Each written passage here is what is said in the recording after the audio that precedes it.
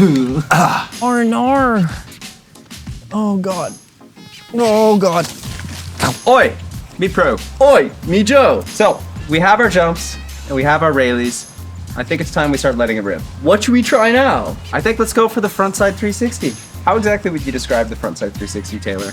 Well, the frontside 360 is the most awesomest, funnest, safest, easiest to try trick on the foil that opens the gates to wing foil aerials and rotations. So Alex, how the heck do we do the frontside 360? I have a few ideas on how we can go about getting started, but I want to make sure that we have a really solid foundation. So whenever we're starting, looking for tips on how to start new moves, we always go to the Duotone Academy app. When we go into the jumping section, we're going to scroll all the way down to the frontside 360. The first 3 tips that they give us are to kick the back leg forward, pull the wing to our back hip, and rotate the wing through the wind. So with those tips in mind, we're going to take it to the water, and we're going to have a go at these 360s. We're going to let it rip.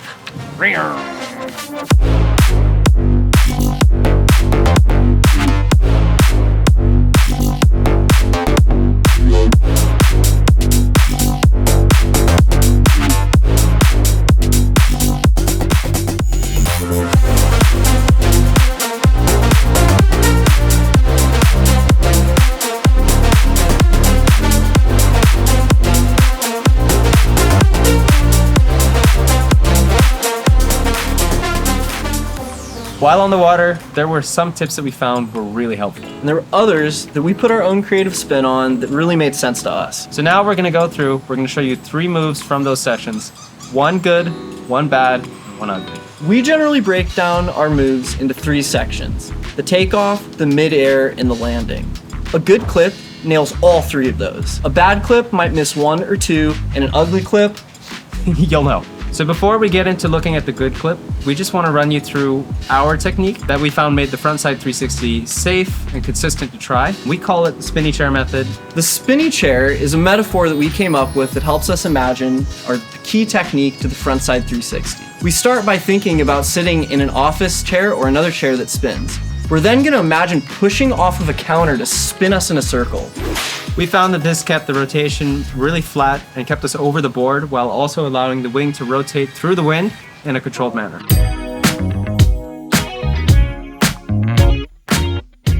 So right away on the takeoff, in this clip you can see that it's quite a big pop, but when we were going about learning the 360, we found that it was actually better to do almost like a lazy or a small pop because it kept everything under so much more control. A lazy / not big jump is a great way to go about learning the move, but once you have the move down, by all means, send it big. Next big thing that you can see in the takeoff, I am focusing on trying to keep my upper body over the board the whole time. As long as you're over the board, you're gonna land on the board and you're not gonna be landing to the side of the board or whatever. Moving on to the mid-air, this is probably the part where the most amount of things need to happen. You gotta keep the wing down by your hip, but you might notice at a certain point, you can't rotate anymore without bringing the wing through.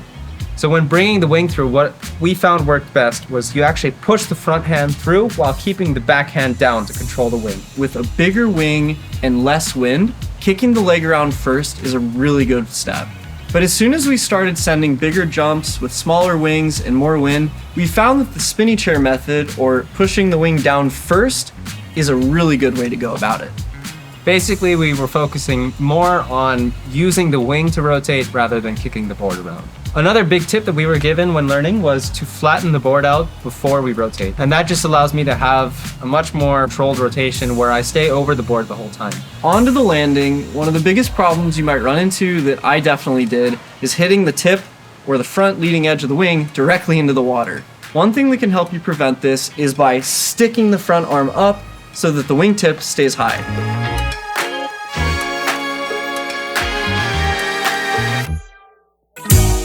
Everything was looking great, but the moment you started to rotate through, rather than dragging your front hand down and across in front of you, you lift it. And lifting that hand opened the wing to the wind, which made it power up, and it just tore it out of your hands.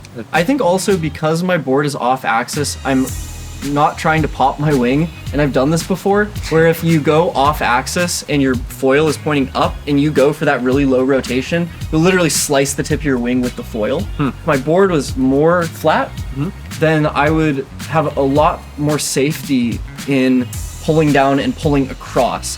One tip that we got from a good friend of ours, Ken Agate, he was telling us when we go for our 360s, make sure you wait till you're at the apex of the jump to throw the 3. When you're at the apex, gravity will start to pull you and it'll actually flatten you out before you even start spinning. It's almost Christmas.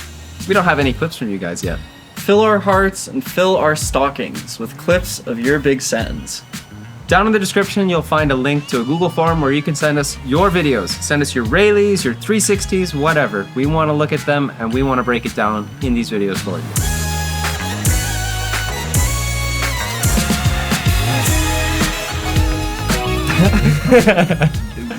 There's a lot to break down in this.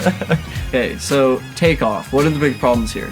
Takeoff doesn't seem to have that much, except for the fact that you're leaning way back on the takeoff. While you were leaning back a little bit, you did wait till you got to the top to throw it, which is a big thing. I think another thing is that my backhand is super far back, especially on big wings. It becomes really difficult to control that much leverage. If we move on to the midair. So I think this is for sure where it falls apart. Yes. You didn't pull on the wing at all. No. And you rather just tried to send it across, but because your back elbow is so far up and the wing is pointing straight down, it's not going to rotate. No. And it just powered up and yoinked you. Yeah. Would you check my upper body in the takeoff? Sure. I'm guessing it's probably not vertical. You can see I'm like lean back, recliner. I don't think that's what I'm going for. And then because just those first bits went wrong in the midair, it doesn't allow you to keep your back arm down or the ability to drag the wing across the front of you, just because it never really gets to an almost backwinded position. It just stays powered up the whole time. I think for the landing, we can see why it's really important to land in a vertical position. We can see what happens when you don't do that. Slip right out, board's coming in at a 45-degree angle. That could have gone pretty bad if my back foot had gotten like twisted in the foot straps. So we're not going for that either. So if you waited a little bit longer and then actually pulled, I find that pulling also flattens out the board. Right. So what would you say some of our big takeaways from the frontside 360 are? Well, for the takeoff of the frontside 360, we really want to be focused on doing a sort of lazy jump. We don't want to be going at too much of an angle. We want to keep our vertical upper body and our weight over the center of our board. In midair, flattening out the board is going to be one of the most consistent ways to keep a controlled 360. Using the spinning chair method, which is initiating the rotation with the wing rather than using your lower body, and making sure that you're looking over your shoulder to spot your landing while keeping your backhand down. Dragging the front hand across once you're in the backwinded position. And for the landing, we want to focus on lifting the wing up by pointing our front arm up and pushing our back arm down. Hey, if you guys are enjoying the content, I feel like you are learning something, please drop a like. It does help us out a lot. And also don't forget to hit that subscribe. And if you want to stay in the loop for all of our upcoming videos, make sure to hit that notification bell. This has been Secrets of the Sand. Thank you for joining us on our journey to land it all. We'll see you guys next time.